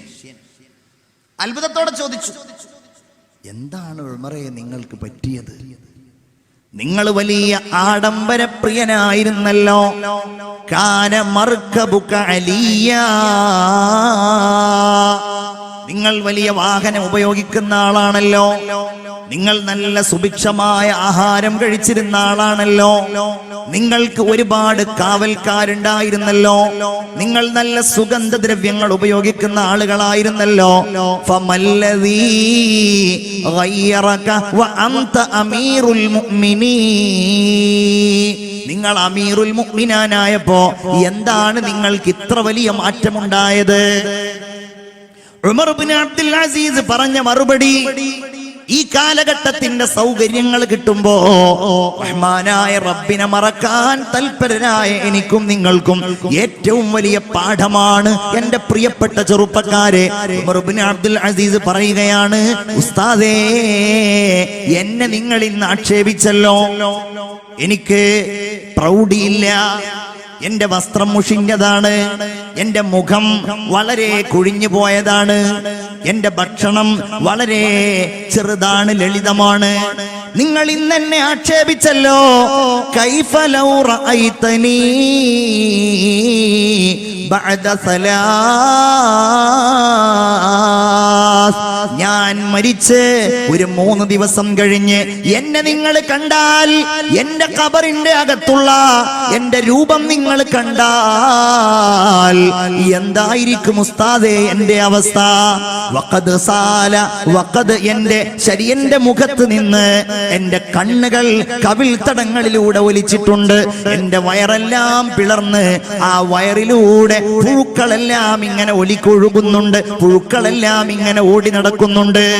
ഇന്ന് നിങ്ങൾ എന്നെ ആക്ഷേപിച്ചുവെങ്കിൽ അന്ന് നിങ്ങൾ എന്നെ എത്ര മോശമായ രീതിയിൽ പറയും. അതുകൊണ്ട് ഞാൻ അത് ഓർത്തിട്ടാണ് ഞാൻ എന്റെ ഭൗതികമായ ആഡംബരങ്ങളെ, എന്റെ സൗകര്യങ്ങളെ, ഒരു ഭരണാധികാരി എന്ന രീതിയിൽ കിട്ടുന്ന എല്ലാ നേട്ടങ്ങളെയും ഞാൻ ഒഴിവാക്കിയത് എന്ന് ബഹുമാനപ്പെട്ട സയ്യിദുനാ ഉമർ ഇബ്നു അബ്ദുൽ അസീസ് റളിയല്ലാഹു അൻഹു. ഇതാണ് നമ്മൾ മനസ്സിലാക്കേണ്ടത്. അള്ളാഹു അങ്ങനെയുള്ള മനസ്സ് നമുക്ക് നൽകുമാറാവട്ടെ. അള്ളാഹു തആല ആഖിറത്തിൽ യാതൊന്നും നൽകൂല എന്നാ പറഞ്ഞത്. എന്താണെങ്കിൽ, ദുന്യാവാണെങ്കിൽ ദുന്യാവിന്റെ ആ താല്പര്യവുമായി ഇഷ്ടവുമാണ് എങ്കിൽ അതാണ് ഒന്നാമത്തെ വിഭാഗം എന്ന് ഖുർആൻ. ജനങ്ങൾക്കിടയിൽ ഒരു വിഭാഗം ആളുകളുണ്ട്, അവർ ദുന്യാവിനെ ആഗ്രഹിക്കുന്നവരാണ്. പല ആയത്തുകളിലും അവരുടെ പല സ്വഭാവങ്ങളും അള്ളാഹു പറയുന്നു. അവരുടെ ചിന്ത എന്താ? നമൂതു വനഹ്യ വമാ നഹ്നു ബിമബഊസീൻ, നമ്മൾ ജീവിക്കുന്നു മരിക്കുന്നു, അതല്ലാതെ നമുക്ക് ഈ ആഖിറം എന്ന് പറഞ്ഞ ഒന്നില്ല, നമ്മൾ രണ്ടാമത് വരുന്നവരല്ല. അഇന്നാ ലമർദൂദൂന ഫിൽ ഹാഫിറ അഇദാ കുന്നാ ഇളാമൻ നഖിറ ഖാലൂ തിൽക ഇദൻ കറത്തുൻ ഖാസിറ. നമ്മൾ ഖബറിനുള്ളിൽ പോയി കഴിഞ്ഞാൽ രണ്ടാമത് നമ്മൾ മടക്കപ്പെടുകയോ എങ്കിൽ അത് വളരെ മോശമായ ഒരു സാഹചര്യം തന്നെയായിരിക്കും. ലാ ഉഖ്സിമു ബിയൗമിൽ ഖിയാമ വലാ ഉഖ്സിമു ബിന്നഫ്സിൽ ലവാമ അയഹ്സബുൽ ഇൻസാനു അല്ലൻ നജ്മഅ ഇളാമ. മരിച്ചു കഴിഞ്ഞ ശേഷം അവന്റെ എല്ലുകൾ രണ്ടാമത് കൂട്ടിച്ചേർക്കുകയില്ല എന്നാണോ അവൻ വിചാരിക്കുന്നത്? ബലാ ഖാദിരീന അലാ അൻ നുസവ്വിയ ബനാന. അവന്റെ വിരൽ തുമ്പുകൾ പോലും ശരിപ്പെടുത്താൻ കഴിയുന്നവനാണ് അല്ലാഹു തആല. മുഅ്മിനീങ്ങളെ, ഈ രീതിയിൽ ജീവിക്കുന്ന ആളുകളാണ് പലിശയുമായി ബന്ധപ്പെട്ടുകൊണ്ടുള്ള ജീവിതം നയിക്കുന്നത്.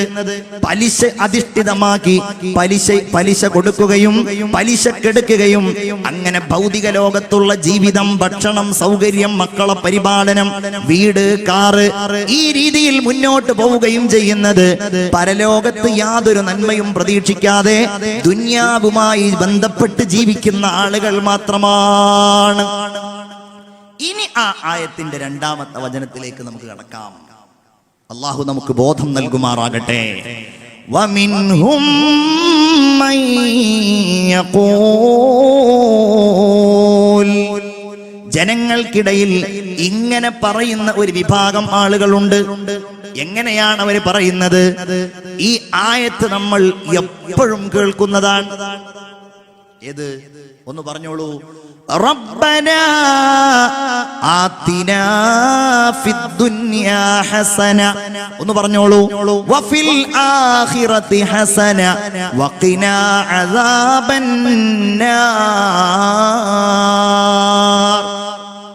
ഇതൊരു ദുആ മാത്രല്ല, ഇതാണ് ജീവിതം. ഇത് തന്നെയാണ് ജീവിതം. ഇത് മാത്രമാണ് ജീവിതം. റബ്ബന. ഇവര് പറയണത് എന്താ?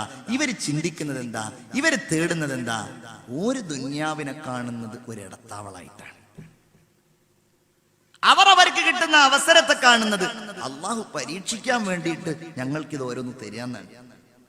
അതുകൊണ്ട് അവര് പറയും റബ്ബനാ ആതിനാ ഫിദ്ദുനിയാ ഹസന. അല്ലാഹുവേ, ദുനിയാവിൽ ഞങ്ങൾക്ക് നീ നല്ലത് തരേണമേ. ഞങ്ങൾ കഴിക്കുന്ന ഭക്ഷണം ഞങ്ങളുടെ രക്തത്തിന്റെ മാംസത്തിന്റെ ഭാഗമായി മാറുമ്പോ അതിൽ ഒരു സുഹ്ത് പാടില്ല, നിഷിദ്ധമായത് പാടില്ല. ചിന്തിക്കണം. ഒരു പലിശ വാങ്ങൂല, ഒരു കൊള്ളയടിക്കൂല, ഓല് ദ്രോഹിക്കൂല. അവരെന്തെങ്കിലും കള്ളം പറഞ്ഞ് മറ്റുള്ളവരെ പറ്റിച്ച് ജീവിക്കൂല. ചിന്തിക്കണം. നമ്മള് വലിയ ഒരു വിഭാഗം അങ്ങനെ മുന്നോട്ട് പോകണ്ടോ എന്ന് സംശയിക്കണം. നമ്മള് ഹസന ഒഴിവാക്കിയിട്ട് റബ്ബന ആതിനാ ഫിദ്ദുനിയ, അതല്ല. നമ്മളൊക്കെ റബ്ബന ആതിനാ ഫിദ്ദുനിയാ ഹസന അല്ലേ? എല്ലാ കടകളുടെ അകത്തും CCTV വെച്ചിരിക്കുന്ന കാലമാണ്. എല്ലാ ക്യാഷിന്റെ സ്ഥാനങ്ങളിലേക്കും CCTV തിരിച്ചു വെച്ചിരിക്കുന്ന കാലമാണ്. എന്തേ വെക്കാൻ കാരണം? നമ്മൾ ഈ കള്ളം കക്കുക മോഷ്ടിക്കുക എന്നൊക്കെ പറഞ്ഞൊരു രീതി ഉണ്ടായിരുന്നു. ഇന്ന് കക്കളിനും മോഷ്ടിക്കലിനും മാന്യതയുടെ പരിവേഷം നൽകിയിരിക്കുക അല്ല. ഈ അഴിമതി എന്ന് പറഞ്ഞാൽ അത് നമ്മൾ ആ വാക്ക് അങ്ങനെ ആയതുകൊണ്ടല്ലേ, യഥാർത്ഥത്തിൽ അതൊരു തരം മോഷണമാണല്ലോ. വലിയ മാന്യന്മാരാണ്. അഴിമതി അതോടെ നിൽക്കട്ടെ. അപ്പൊ നമ്മൾ എല്ലാരും ഇൻവോൾവ് ആകുന്ന ഒന്നല്ല എന്ന് വേണമെങ്കിലും നമുക്ക് സമാധാനിക്കാം. പക്ഷെ നിങ്ങൾ ചിന്തിച്ചു നോക്കുക, പല രീതിയിലും മോഷ്ടിക്കുന്ന ആളുകൾ, ചെറിയ ജോലി ചെയ്യുന്ന ആളുകൾ മുതൽ, ഞാൻ നിങ്ങളെ വേദനിപ്പിക്കാൻ വേണ്ടി പറയല്ല, ഈ ഇരിക്കുന്ന എനിക്കടക്കമുള്ള ആളുകൾക്ക് ഓരോ മഴീഷത്തുണ്ട്, ഓരോ ഉത്തരവാദിത്തമുണ്ട്. നമ്മളൊക്കെ ഒരു സ്ഥാപനത്തിൽ ജോലി ചെയ്യുന്ന ആളാണ്. നമുക്ക് അവിടുന്ന് മാസത്തിൽ ശമ്പളം തരുമ്പോൾ ആ ശമ്പളത്തിന് നമ്മൾ ചെയ്യേണ്ട ഒരു ഉത്തരവാദിത്തമുണ്ട്. അത് മുതൽ ഒരു ഓട്ടോ ഓടിക്കുന്ന ആള്, അയാൾക്കൊരു ഉത്തരവാദിത്തമുണ്ട്. അയാള് ആ ഓട്ടോയിൽ കൊണ്ടുപോകുന്ന ആളുടെ അടുക്കൽ നിന്ന് വാങ്ങാൻ അനുവദിക്കപ്പെട്ട ഒരു പൈസ ഉണ്ട്. ഒരു കച്ചവടക്കാരൻ, അതിന്റെ ലാഭത്തിന് അയാൾക്കൊരു പരിധി ഉണ്ട്. ഒരു ഇടപാട് നടത്തുന്ന ആള്, എല്ലാം അങ്ങനെ തന്നെ. ചിന്തിക്കണം. മോഷ്ടിക്കണേന് പരിധിയില്ല. എൻ്റെ ഒരു സുഹൃത്ത്, കോളേജിന്റെ തൊട്ടടുക്കലുള്ള ഒരു സുഹൃത്ത് കഴിഞ്ഞ ദിവസം ഇന്നലെ എന്നോട് പറഞ്ഞു, ഈ സുഹൃത്തിന്റെ മറ്റൊരു സുഹൃത്തും അവന്റെ ഉമ്മയും,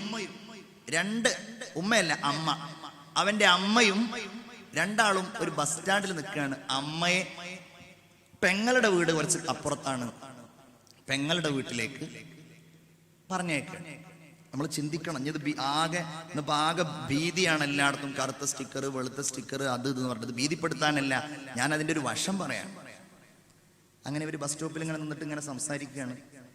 അപ്പോൾ മോളുടെ വീട്ടിലേക്ക് പോണതും അതുപോലെ ബസ് ചെന്നിട്ടുണ്ടെങ്കിൽ അവിടുന്ന് ഇങ്ങനെ ചെല്ലണം എന്നൊക്കെ പറയുന്നതും എല്ലാ കാര്യങ്ങളും പ്രിയപ്പെട്ട അമ്മയോട് ഈ മോന് പറഞ്ഞു.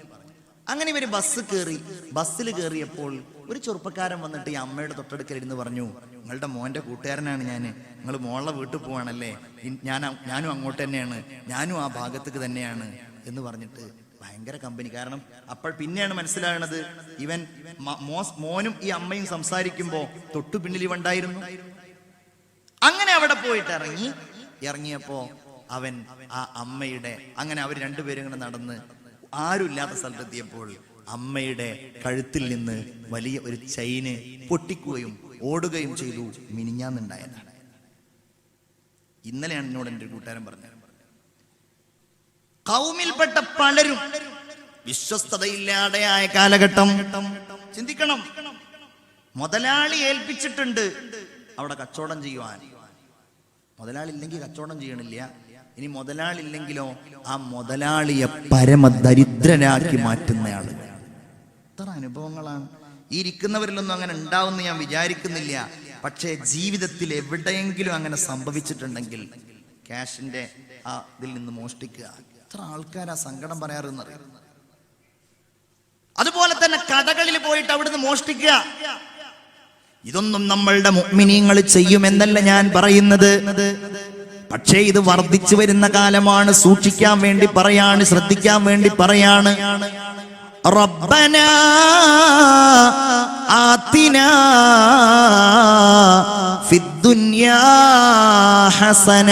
ഹലാലായ ഭക്ഷണത്തിലൂടെ, ഹലാലായ സമ്പാദ്യത്തിലൂടെ ഹലാലായ ആരോഗ്യം നൽകണേ, നല്ല ആരോഗ്യം നൽകണേ. ആ ആരോഗ്യം കൊണ്ട് നിസ്കരിക്കാൻ കഴിയണേ, മനസ്സിന് നല്ല കരുത്ത് നൽകണേ. ആരെങ്കിലും എന്തെങ്കിലും പറയുമ്പോഴേക്ക് ഇമാം മാറ്റി വെക്കുക. അങ്ങനത്തെ മനസ്സല്ല. നല്ല ഉറച്ച മനസ്സ്, നല്ല കനമുള്ള മനസ്സ്, പ്രതിരോധിക്കാൻ കഴിയാത്ത മനസ്സ്, പ്രതിരോധിക്കാൻ കഴിയുന്ന മനസ്സ്, അള്ളാഹുവിന്റെ വിചാരത്തിൽ അധിഷ്ഠിതമായി ജീവിക്കാൻ കഴിയുന്ന മനസ്സ്. അങ്ങനെയുള്ള മനസ്സ് തരണമേ.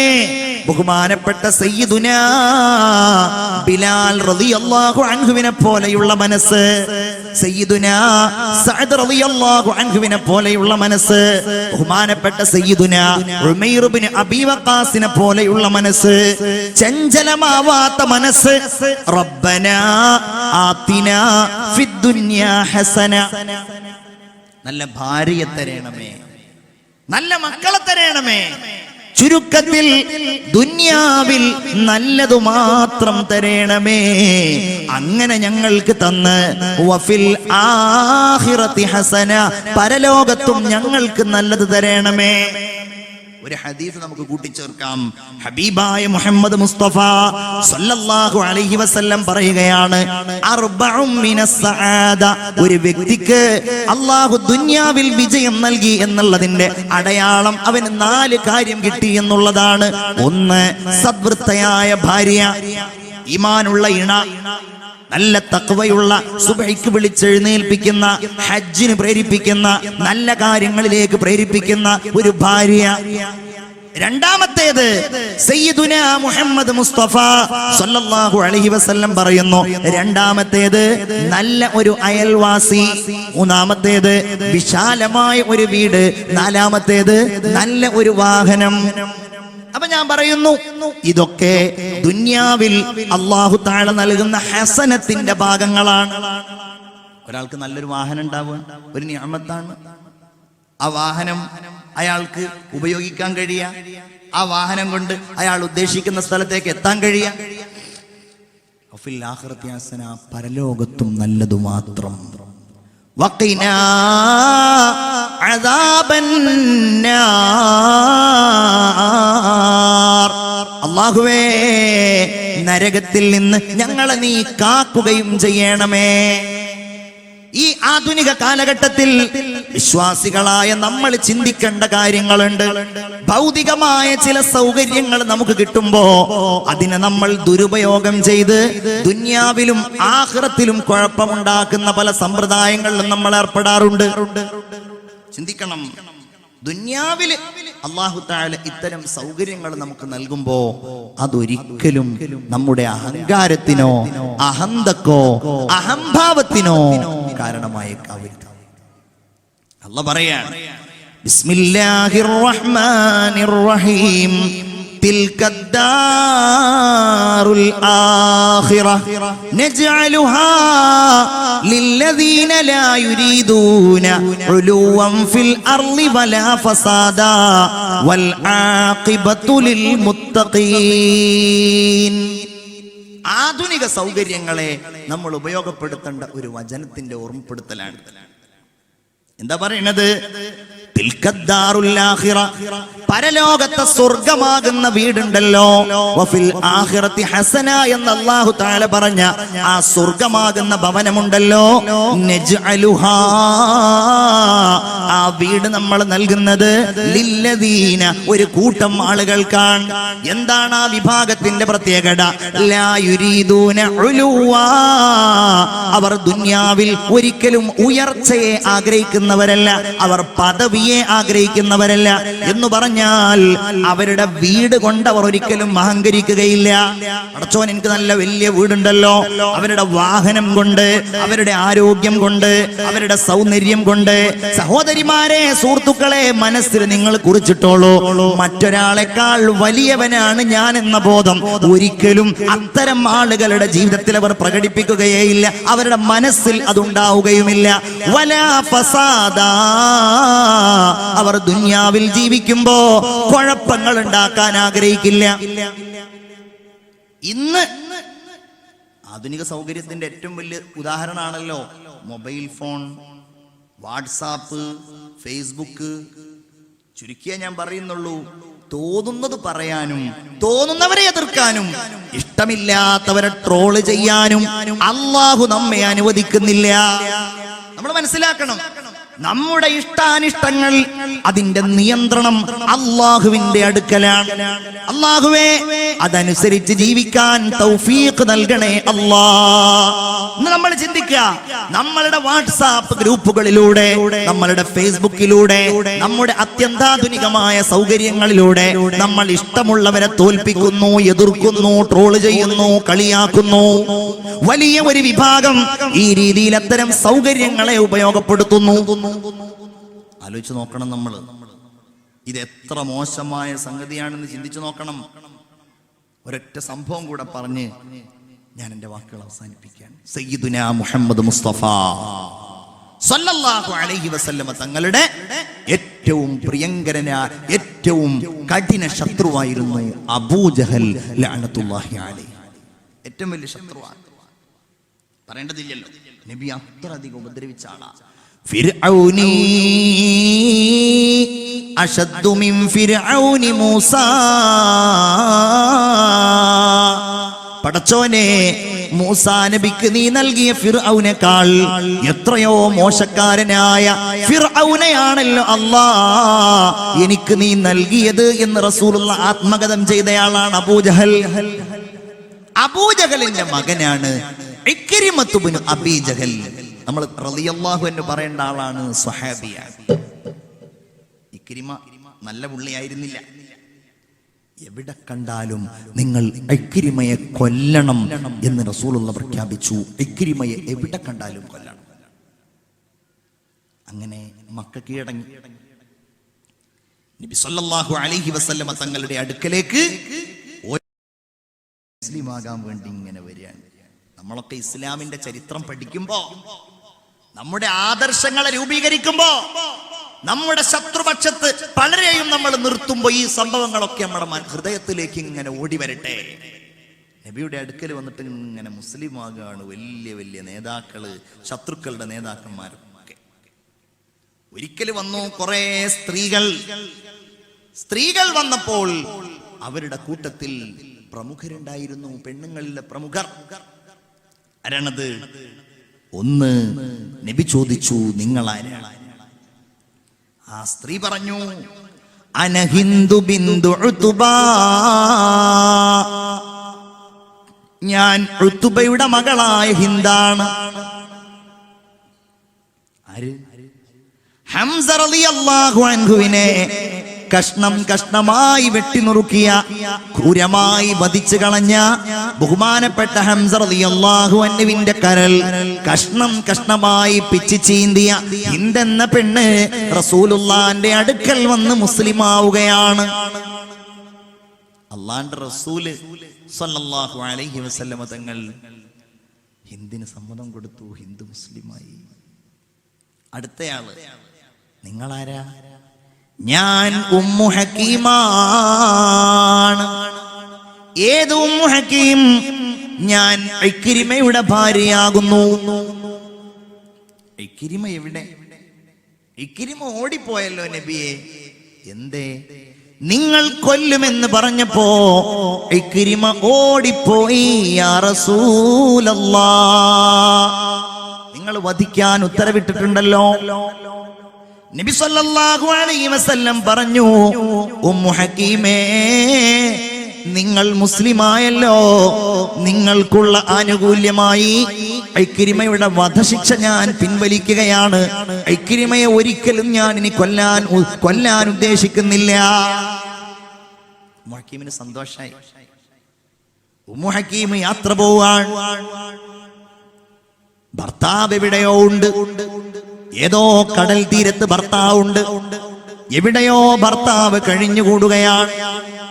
ഭർത്താവിനെ അന്വേഷിച്ച് രാവും പകലും യാത്ര ചെയ്ത് അവസാനം ഒരു കടൽ തീരത്ത് കപ്പല് കാത്ത് മറ്റൊരു നാട്ടിലേക്ക് പോകാൻ ഉദ്ദേശിക്കുന്ന ഇക്രിമയെ, ഭർത്താവായ ഇക്രിമയെ ഭാര്യയായ ഉമ്മു ഹക്കീം കണ്ടിട്ട് ഉമ്മു ഹക്കീം ഭർത്താവിന്റെ അടുക്കലേക്ക് ചെന്നു. ഭർത്താവിനും സന്തോഷായി. എന്തിനു വന്നു? ഞാൻ നിങ്ങളെ കൊണ്ടുപോകാൻ വന്നതാ. എവിടേക്ക്? മുഹമ്മദനെ കൊല്ലുമല്ലോ? ഇല്ല, മുഹമ്മദ് നിങ്ങളെ നബി ഒന്നും നിങ്ങളെ ചെയ്യില്ല. എന്നോട് സത്യം ചെയ്തിട്ടുണ്ട്. ഇക്രിമക്ക് സമാധാനമായി. കാരണം സ്വാദിഖുൽ മസ്ദൂഖാണല്ലോ. ഒരു കാര്യം പറഞ്ഞാൽ പിന്നെ ആ വ്യവസ്ഥയെ ലംഘിക്കാത്തയാളാണല്ലോ. അതുകൊണ്ട് ഇക്രിമ തന്റെ ഭാര്യയോടുകൂടെ യാത്ര ചെയ്യാൻ തയ്യാറായി. ഇനിയാണ് നമ്മൾ ശ്രദ്ധിക്കേണ്ടത്, നമ്മുടെ വാട്സാപ്പും ഫേസ്ബുക്കും ഒക്കെ നമ്മൾ ഒന്ന് കാക്കേണ്ടതില്ല. നമ്മളുടെ വർത്താനം നമ്മൾ ശ്രദ്ധിക്കേണ്ടത് ഇനിയാ. നമ്മളുടെ ഗീബത്തുകൾ, നമീമത്തുകൾ നമ്മൾ പിടിച്ചു നിർത്തേണ്ടതിനിയാ. നമ്മൾ പലരെയും ശത്രുക്കളാക്കുന്നത് നമ്മൾ നിർത്തേണ്ടതിനിയാ. അല്ലാഹുവിന്റെ റസൂല് സ്വഹാബികളെ മുഴുവൻ ഒരുമിച്ച് കൂട്ടി ഈ വിവരമറിഞ്ഞിട്ട് അവരോട് സംസാരിക്കുന്നു. സ്വഹാബാ, നിങ്ങളുടെ അടുക്കലേക്ക് ഇക്രിമ വരാൻ പോവുകയാണ്. ഇക്രിമ നിങ്ങളിലേക്ക് വന്നാൽ ലാ തസുബ്ബു അബാ,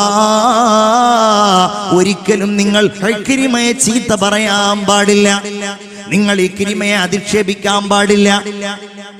എന്തുകൊണ്ടെന്നാൽ ഇക്രിമക്ക് ആ അധിക്ഷേപം കാരണം നേട്ടമൊന്നുമില്ല. അത് ഇക്രിമയെ ദുഃഖിപ്പിക്കുകയും പകരമായി അബൂജഹലിന് ഒരു ശിക്ഷയിൽ ഒരു വർധനവ് കൊടുക്കൂല. അതുകൊണ്ട് നിങ്ങൾ ആ പണിക്ക് നിൽക്കല്ലേ, ഇക്രിമയെ വേദനിപ്പിക്കല്ലേ. കണ്ടോ, ഇക്രിമ വന്നു. സാധാരണ അവിടുത്തെ മേൽമുണ്ടില്ലാതെ ഹബീബ് സല്ലല്ലാഹു അലൈഹി വസല്ലമ തങ്ങൾ പലപ്പോഴും അവിടെ നിന്നങ്ങ് പോവാറില്ല. പക്ഷേ ഇക്രിമയെ ദൂരെ നിന്ന് കണ്ടപ്പോൾ ഓടിപ്പോയി. അവിടുന്ന് ഓടിപ്പോയി റസൂലുള്ളാഹി തങ്ങൾ ഇക്രിമയെ അങ്ങ് കെട്ടിപ്പിടിച്ചു. അള്ളാന്റെ റസൂലിനോടുകൂടെ ഇക്രിമ വീട്ടിലേക്ക് വന്നു. റസൂലുള്ളാന്റെ അടുക്കലുണ്ടായിരുന്ന ഒരു ചെറിയ ഈന്തപ്പനയുടെ നാരുകൊണ്ടുള്ള ഒരു ചെറിയ തലയിണ ഉണ്ടായിരുന്നു. ആ തലയിണയുടെ മുകളിൽ ഇക്രിമയെ ഇരുത്തി അള്ളാന്റെ റസൂൽ സ്വല്ലല്ലാഹു അലൈഹി വസല്ലമ തങ്ങൾ ഇക്രിമയോട് സന്തോഷത്തോടെ സംസാരിച്ചു. ഇക്രിമ ചോദിച്ചു, മുഹമ്മദേ, താങ്കൾ എന്തിലേക്കാണ് ഞങ്ങളെ വിളിക്കുന്നത്? റസൂലുള്ളാഹി തങ്ങൾ അള്ളാനെ പരിചയപ്പെടുത്തി, തന്നെ പരിചയപ്പെടുത്തി. ആ ഇക്രിമ ഇസ്ലാമിന് വലിയ പ്രതാപം നൽകുന്ന സ്വഹാബിമാർക്കിടയിലെ ഏറ്റവും ചരിത്രങ്ങൾ സൃഷ്ടിച്ച മഹാനായ മനുഷ്യനായി മാറി. എന്റെ പ്രിയപ്പെട്ടവരെ, ഇതാണ് ആധുനിക കാലഘട്ടത്തിന്റെ സൗകര്യങ്ങളെ നമ്മൾ ഉപയോഗപ്പെടുത്തേണ്ടതിന്റെ ചെറിയ ഒരു രൂപം എന്ന് പറയുന്നത്. ഞാൻ പറഞ്ഞ നമ്മുടെ ആരോഗ്യം, നമ്മുടെ സമ്പന്നത, അത്യന്താധുനികമായ സൗകര്യങ്ങൾ, ഇത് ദുനിയാവിൽ ഹസനത്തായിരിക്കണം, ആഖിറത്തിലും ഹസനത്തായിരിക്കണം. അങ്ങനെ നരകത്തിൽ നിന്ന് അള്ളാഹു നമ്മളെ കാക്കണം. അള്ളാഹു പറയുകയാണ്, അങ്ങനെ ദുനിയാവിൽ ജീവിച്ചാൽ ഈ മദ്രസ പുനർനിർമ്മിക്കുക എന്ന് പറയുന്നത് ഈ പറയുന്നതിനോട് ഏറ്റവും അനുയോജ്യമായ ഒരു കാര്യം കൂടെയാണ്. ഇത് എത്ര കൊല്ലം മുമ്പ് ഉണ്ടാക്കിയ മദ്രസയായിരുന്നു? എത്ര കൊല്ലം മുമ്പ് ഉണ്ടാക്കിയ മദ്രസ? 82 എന്ന് പറഞ്ഞാൽ അത് ഉണ്ടാക്കിയ കുറെ ആൾക്കാർ മരിച്ചുപോയി അല്ലേ? കുറെ ആൾക്കാർ ജീവിച്ചിരിക്കുന്നുണ്ട്. അതിന് സ്ഥലം തന്ന ആളുകൾ ഇന്ന് നമ്മൾ അവരെ മദ്ഹ് ഇങ്ങനെ പറയാൻ അല്ലേ? നമ്മളുടെ പള്ളികൾ, നമ്മുടെ മദ്രസകൾ എല്ലാം അങ്ങനെയാണ്. മുൻഗാമികളായ ആളുകളുടെ മദ്ഹുകൾ നമ്മൾ പറയുന്നു. എന്തേ? നമുക്ക് പോയി അന്തി ഉറങ്ങാനുള്ള 6 അടി മണ്ണ് പോലും നമ്മൾ വാങ്ങിയതാണോ? നമ്മുടെ പള്ളിക്കാടുകൾ നമ്മുടെ മുൻഗാമികൾ വാങ്ങിയതാണ്. ഇനി നമ്മളുടെ അടുത്ത തലമുറക്ക് വേണ്ടിയുള്ളത് നമ്മൾ വാങ്ങണം. പ്രിയപ്പെട്ടവരെ, മദ്രസയോടും ദീനിന്റെ വിദ്യാഭ്യാസത്തോടും കുഞ്ഞുങ്ങളുടെ ഹൃദയങ്ങളിൽ വിരക്തി വർദ്ധിച്ചു വരുന്ന കാലമാണ്. കാരണം എന്താ? സ്കൂളുകളിലൊക്കെ സൗകര്യങ്ങളായി, സ്മാർട്ട് ക്ലാസ് റൂമുകളിലായി. നമ്മുടെ മദ്രസ പഴയ കോലം, പഴയ ബെഞ്ച്, പഴയ ചുമര്, അതൊക്കെ ഒന്ന് പൊളിച്ചടക്കണം.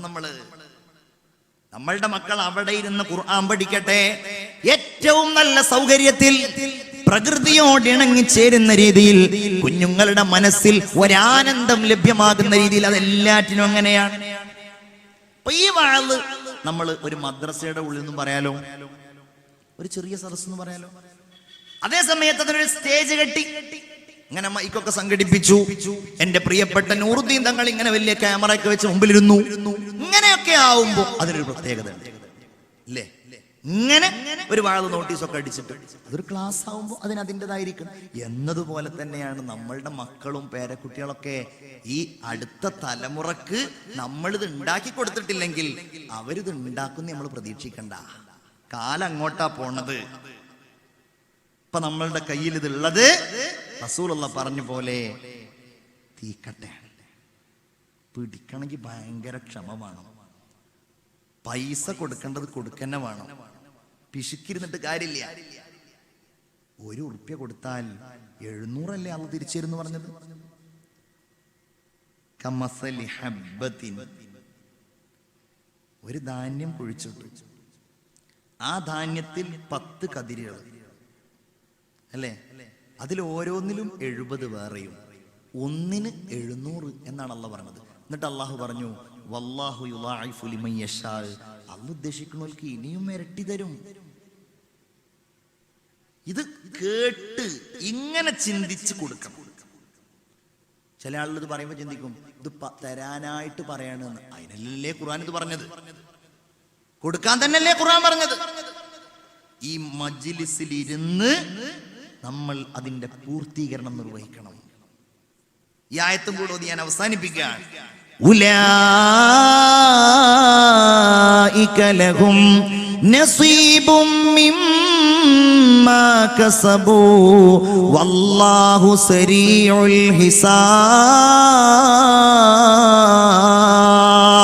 അങ്ങനെ ദുനിയാവിൽ ജീവിച്ച ആളുകളുണ്ടല്ലോ, അള്ളാഹു നൽകിയ ആരോഗ്യം പടച്ചവന്റെ മാർഗത്തിൽ ഉപയോഗപ്പെടുത്തിയവർ, അള്ളാഹുവിന് വേണ്ടി ജമാഅത്തിൽ പങ്കെടുത്തവർ, നിസ്കരിച്ചവർ, ഇബാദത്ത് ചെയ്തവർ, നോമ്പ് നോറ്റവർ, ഹജ്ജ് ചെയ്തവർ, അള്ളാഹുവിന് വേണ്ടി ഹറാമായ കാര്യങ്ങളിൽ നിന്ന് വിട്ടുനിന്ന ആളുകൾ, അള്ളാഹു പറയുകയാണ് അവർക്ക് ദുനിയാവിൽ അവർ ചെയ്ത ഓരോന്നിനും അവർക്ക് പ്രതിഫലമുണ്ട്, ഓഹരിയുണ്ട്.